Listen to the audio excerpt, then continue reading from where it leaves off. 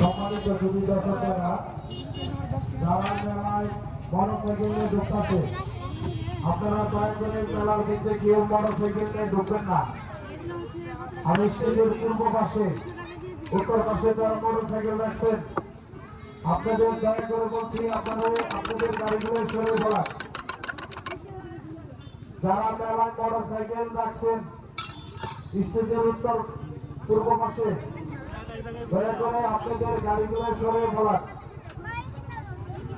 যারা নাম শুনতে আসতেছে রাস্তায় যারা মোটরসাইকেল